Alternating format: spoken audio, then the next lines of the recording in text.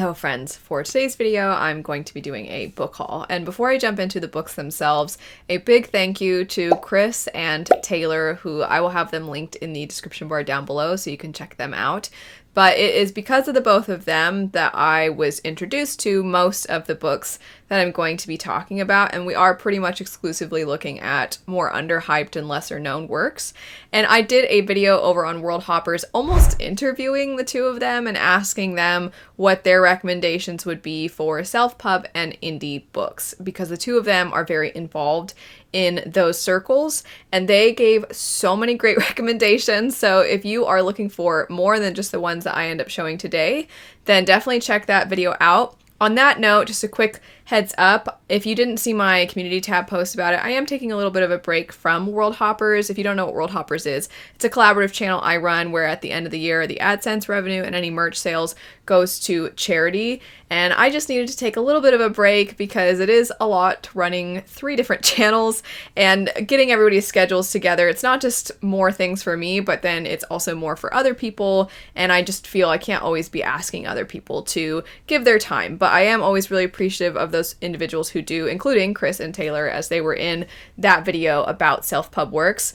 But if you are interested, I'll have that video linked. And if you want to show some love to World Hoppers, check out the merch because that will help a lot. The way I have decided to go about it this year, because I'm taking a break, I know that means that we're going to make less money in the long run. And obviously I don't want that to happen because it is for charity. So I've just decided that as a baseline, whatever money is made, if it's less than what was made this last year, I will make up the difference, because I'm the one taking a break. So I feel like that's the best way to go about it. But anyway, all of that said, jumping into the books themselves. So I'm going to start with the one that maybe I was the most excited about when I heard them describe this, because it definitely sounds a lot like what I've been enjoying recently, what I have enjoyed for a lot of my life when it comes to fantasy works, and that would be A Drowned Kingdom. So this one I am really excited, partially because of the moral, I almost feel like grayness isn't even the right way to put it, because according to Taylor, the main character is definitely a terrible person. The setup for the story is what if Atlantis was real, and then something had happened that then led to everybody who was living there needing to flee, and then now you have this large amount of refugees, and our main character is somebody who is in a position of power, and they are trying to do what they can. However, they have a lot of prejudices, and they hold to certain beliefs that are the kinds that as a reader make you feel really uncomfortable, but you, I guess, start to dissect that character as you continue to read the story. You have moments where you're actually starting to root for them and you're seeing some growth, and then they go back to doing other things and you get really frustrated. And that really piqued my interest because that reminds me in a lot of ways of Age of Madness. Obviously, I'm not saying I think this is a direct, if you like this, try that, because 1, I haven't read this, so I wouldn't know. And 2, there is a lot of nuance even within that sort of a description for a character. But just that concept is something that I'm really looking forward to. And I was a little nervous because I was thinking, well, what if the character is so despicable that I hate them to a point where it's almost unreadable for me? But I'm willing to give it a go, especially because apparently over the course of the story, you really find this to be a very complex character. Plus the setting and the concept of the story sounds really fantastic. So I'm really excited and hopeful for this one. It sounds really good. And if you are interested in any of these because they're lesser known, I will also have links to all of them in the description bar down below in case you'd like to also check them out. Next up, this did not actually come from Taylor and Chris. This came from my friend Christy, who also has her own channel. And that would be, I actually bought the first 2. We have The Emperor's Edge, and then the second one is called Dark Currents. So I will admit these are not my favorite covers, and that's okay because covers are not what matters, but it sounds like a lot of fun. First off, it sounds like it has a setting that so many of us don't get to see very often in fantasy, which would be a slightly more modern. I think it's considered, is it gas lamp fantasy? I probably should have checked before I started, because if that's wrong, that makes me sound stupid. But there's a certain time period that there's a subgenre of fantasy that I think is referred to gas. Is it gas lamp? Certainly not just gas. I probably should have finished that. Gas lamp fantasy, I think. But anyway, I'm sure you know what I'm talking about when I say that. Or you can just like look at her outfit and probably gather. Plus there's guns, you know, that gives away a little bit the time period. But anyway, the setup is that you have this young woman who is an enforcer, and she is very by the books, and she has heard that there is this assassin that is around their city and that they pose a threat to the emperor, and she's very loyal and I will die for this cause. And so she really decides, I want to do what I can. However, their society is very against women, and so it's already been very difficult for her to work her way up in the ranks, despite the fact that she is often the most suited for the job. And so now she has a chance to actually get a better position, but through some potentially secretive and shady deals. And so now she's wondering, should I take this deal? And this deal happens to be in relation to this assassin individual. Christie has said, because this is a long series, I think it's 8 or 9 books long, that it not only has a setting that a lot of us probably would enjoy seeing, as it's different from so much of what we usually get, but also it's different in its character relationship building. It does not have insta-love.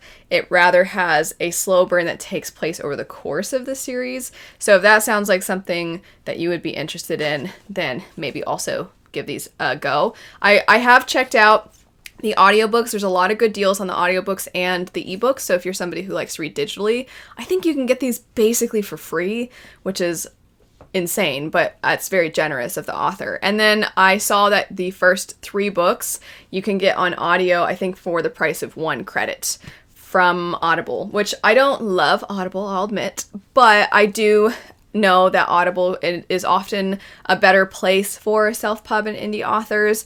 So I actually keep an Audible account primarily just for the Audible exclusives and indie books. And that was a deal that I was like, okay, I'm going to definitely get the first 3 books in that series. So that's why I have the first 2 in physical, and I have gotten the audiobooks for those. So really excited to try and jump into that series. And I just kind of miss long series. And I know a lot of you also, because having done some of the From Readers and Trends videos and things like that, I know a lot of us are craving more of the epic, or even if the scope of the story isn't enormous, at the very least we want a story that kind of stretches out. We get to know the characters a lot better. So I'm kind of on the hunt for more of that. And I'm really excited for that series because it seems like it's going to be a fun one to get a lot of books into. Next up, we have one that I'd heard about before, and I believe it was Chris specifically who brought this series up in the video. Oh, the Kickstarter edition's so pretty, but I hadn't read the books, so I was like, I'm not going to buy the Kickstarter edition, but it is beautiful, and that would be the Threadlight series.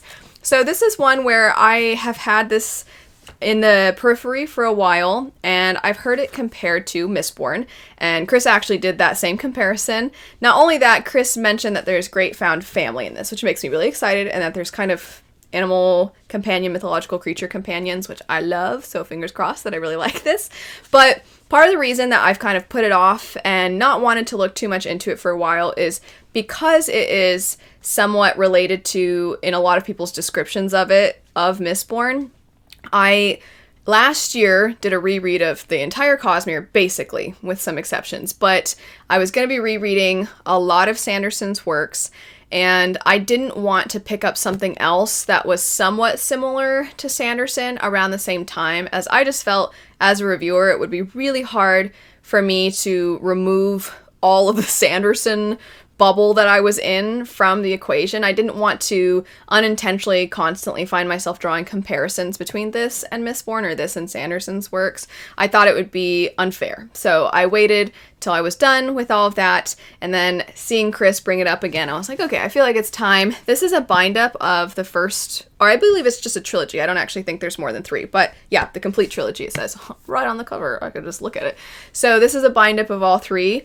I was considering only getting the first one, but I saw the bind-up for all 3 was about the same price as the first one in hardback, so I was like, I'll just go with the bind-up. So I did, and they also mentioned that Zach Argyle, the author, has a channel where you can check out a lot of indie authors' audiobooks.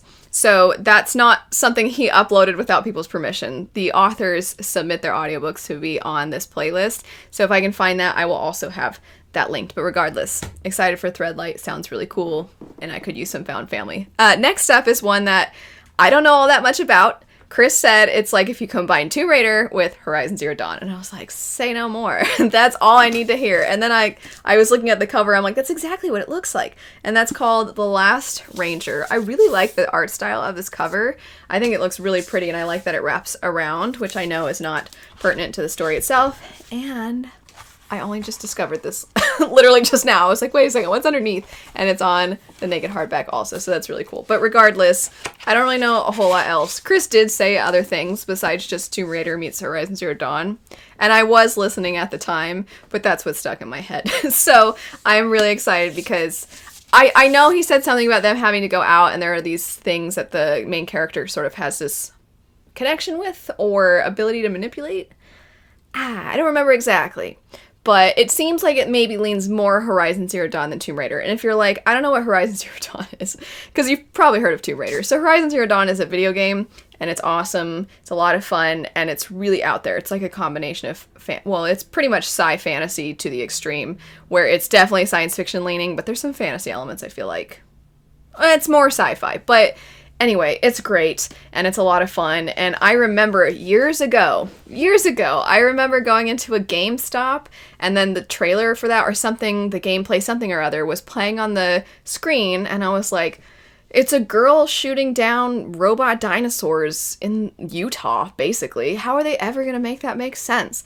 And then I played it, I'm like, what do you know? They actually had a really fantastic, unique story in there. So Horizon Zero Dawn's a lot of fun. And if this has any elements to it that are even somewhat related, then I will be happy. Next up, we have the legacy of the Brightwash. Both Taylor and Chris were like, oh my gosh, the character work in this is so good. It's so impactful. It hits so hard. The way it pulls at your heartstrings. And Chris said that he's not really a crier, but that he cried. And I was like, hey man, sign me up. That's a great sell for me. And it also seems like the plot is really interesting. It's apparently a great combination of a lot of different genres. So there's some fantasy elements mixed in, but there's also a bit of a murder mystery. And it seems like our main character is somebody who's kind of on, there's a plot, but then it's like their emotional arc is tied really strongly into the plot, and I guess it gets going because our main character discovers the body of a young girl, and then they're determined to figure out what happened to them. So I definitely think the idea of the personal journey tied to some kind of murder mystery is something that you do find more often in other genres. It doesn't seem like a very fantasy heavy type of story, but I know there are fantasy elements in this as well. Apparently it's also quite dark, so if you like grimdark, it seems like this has some elements of that as well. I'm really excited. This one seems like it's going to be quite an emotional roller coaster. Next up, so Chris described this next one once again. It's kind of a combination of some video games, although technically a book series also. He described this one as Skyrim meets Witcher, and once again, I didn't really need to hear anything else. In fact, I don't remember anything else he said about this one. I kind of just, that's what I latched onto, and that would be Curse of the Fallen. And I will give you a little bit more information because I'm sure for some of you just hearing Skyrim meets Witcher isn't enough. So it says, Curse of the Fallen. Magic is the purest form of darkness, and those born of its power must be purged. Born of magic, Nirana is labeled a demon, and the cost of such treason is her life. Forced into hiding by the order of Sero, she seeks to disenchant a curse that keeps her just within their grasp. After years of searching, she finds her redemption lies within the forbidden caves of a fantasy word, Namashell, where ancient magic and formidable monsters lie in wait. Through perilous trials, enemy territory, and finding trust in those she was taught to despise, Nirana soon learns that the journey to releasing such deadly magic may prove more fatal than the order itself. That sounds quite good. I'm really excited. I definitely am glad that I read that synopsis to you, because just saying Skyrim meets Witcher doesn't really seem like that related to what I just read. The last book for today is not a self-pub indie book, but it's just one I figured I'd mention really quick because I did get it recently, and that would be 5 Broken Blades. So this is not sponsored or anything by Book of the Month. I do work with Book of the Month, though, fairly often, and because I work with them, when you work with them, that they'll send you certain picks for that month rather than you having to pay for it. That said, I do have a Book of the Month account because there are things there that it helps me dip my toes in other genres. Sometimes there's books that my husband is interested in, and then we'll use a credit for that. They have an audiobook service now, so sometimes I use their audiobook service. All that said, though, I have seen 5 Broken Blades around, and I see it at Target a lot, of all places. But anyway, I was like, I don't know too much about that one, but it seems like it's going to be a fun adventure fantasy. And I saw that it was on Book of the Month, so I decided, oh, you know what? Since I get to save some of my credits, given that I work with them, I should have a credit stored up. And I definitely have some credits stored up. So I used one of those to get this book, and I hope I like it, and I hope it's a lot of fun, because it sounds like a good time.